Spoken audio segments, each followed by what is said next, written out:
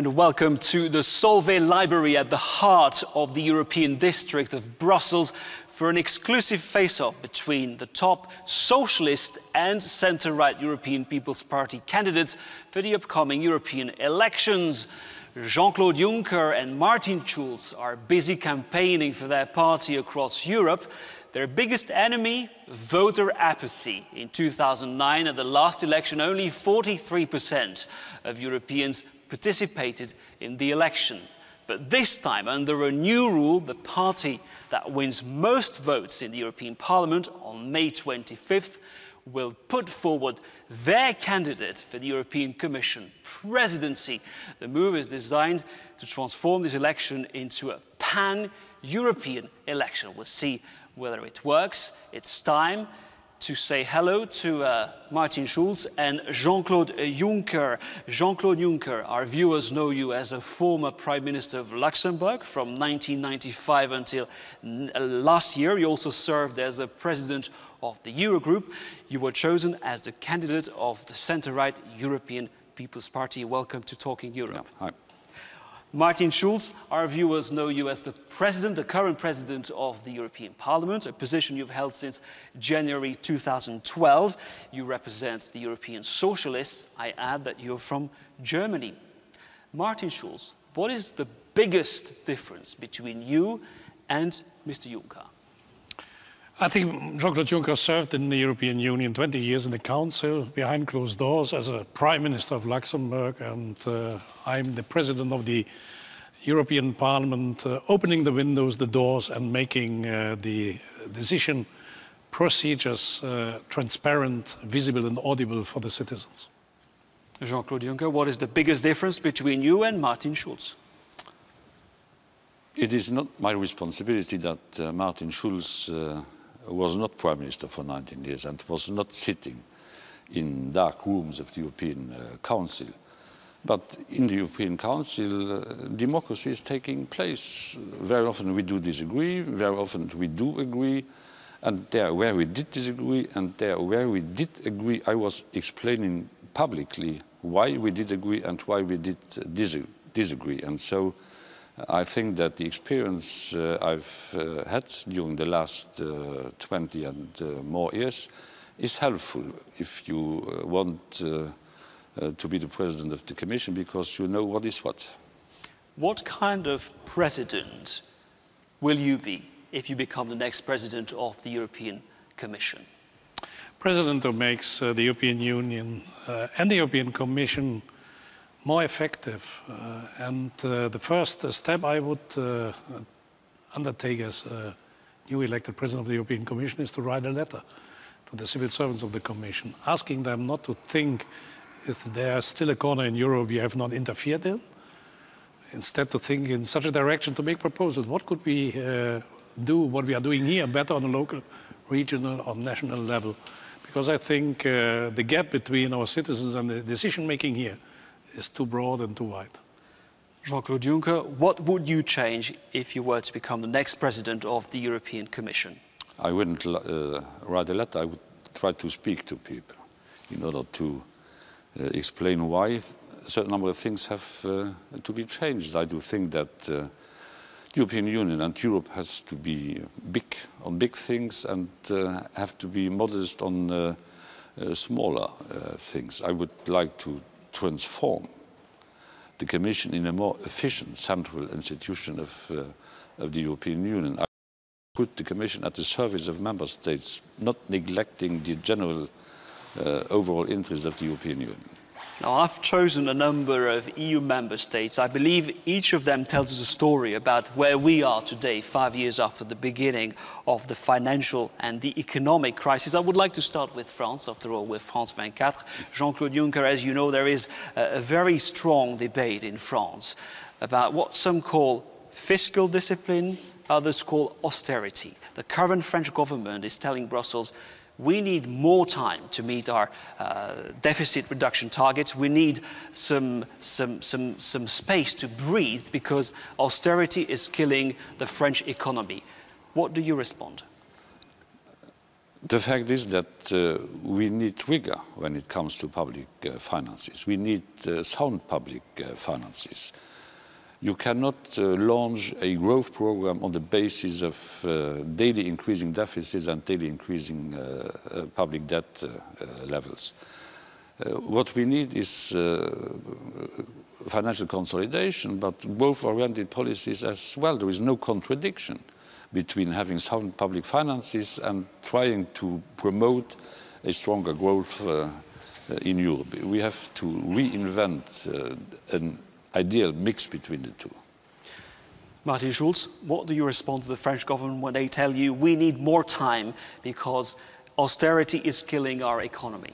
If the French government shows and endorse in the parliament the necessary reform steps they need, and they announced just yesterday, and they show that they are really committed to reform the country and to improve the structure of the budget and the spendings, then we should discuss with them.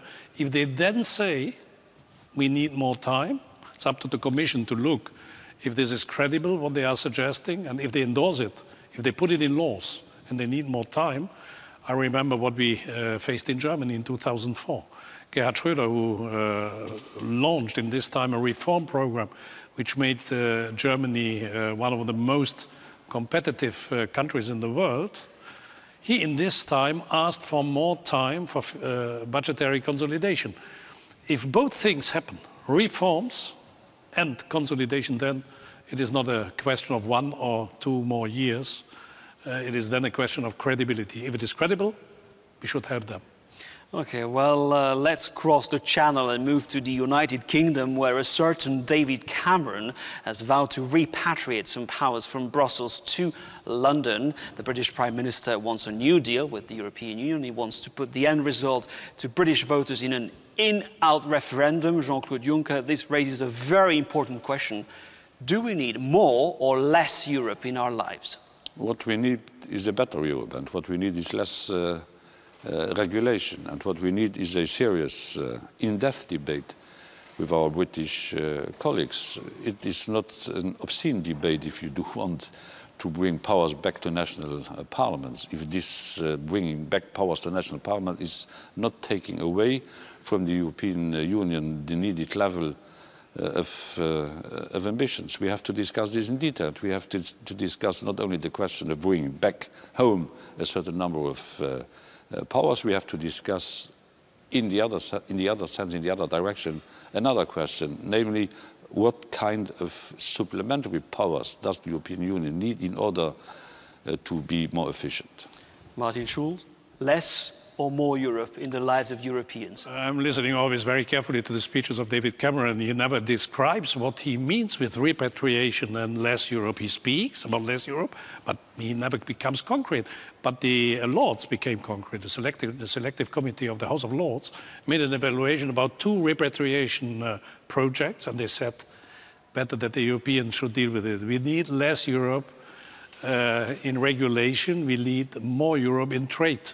For example, in the worldwide trade relations of the European Union with other parts of the world, not only the United States of America, also China, India, the emerging countries, but the TTIP, the free trade agreement with the United States. If Cameron wants to lead the United Kingdom out of the European Union, they will not be part of the biggest trade area of the world. Therefore, I think a reasonable debate in Great Britain and the United Kingdom will lead to a broad majority to stay in. But do you agree that there is some truth in what David Cameron says? How far would you be ready to accommodate the British Prime Minister if you became the next President of the Commission? But it depends on the detailed proposals David Cameron will make. I haven't seen a series of proposals representing a coherent approach. I didn't see that till now. If David Cameron will come up with this proposal, we take them under exam, and he will have to take in meditation what we are proposing when it comes to the point to know if yes or no we meet in certain domains in Brussels. I'm not someone who wants to increase anyway the powers of Brussels, but I would like us to assess if yes or no things, competencies, attributions can go back to Westminster, and what kind of attributions, mainly as far as the euro area is concerned, and the euro area is not concerning Britain, have to be transferred to Brussels. Is the EU too bureaucratic? For sure. The European Union is too bureaucratic. And the reason why is that it is a combination of institutions sitting here, institutions in national capitals, institutions in regional authorities, institutions on the local level. We have, I think, 24,000 civil servants in the Commission. This is more or less the amount of civil servants in Cologne, in Germany. They have also 24,000. Bureaucracy, yes, the European Union is too bureaucratic on a European, national, regional and local level. And we'll travel to Greece, one of those countries that really suffered from the ongoing crisis. In Greece, what we're seeing there is the rise of populist parties. There's the neo-fascist Golden Dawn Party, poised to gain 11% of the votes in the upcoming elections. In a completely different style, we also see Syriza, a radical left party. These are anti-establishment parties. They're rising not only in Greece. Mr. Juncker, who is responsible for this situation? But that's only part of the problem.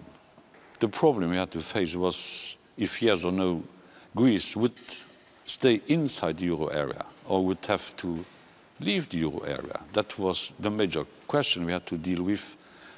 Throughout the year 2011 and 2012, we managed to have Greece as a member of the euro area till now and for the next and over the next future. It would have been more than very harmful to the Greek citizens, mainly to the weakest part of the Greek society, if Greece would have had to exit. So you're telling the Greeks what they got is the lesser of two evils.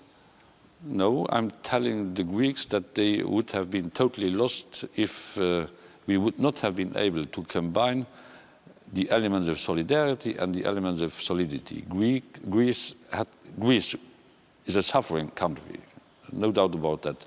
But Greece is a country regaining growth. Greece is a country where we have a better job perspective than the one we would have if Greece would have had to leave the euro area.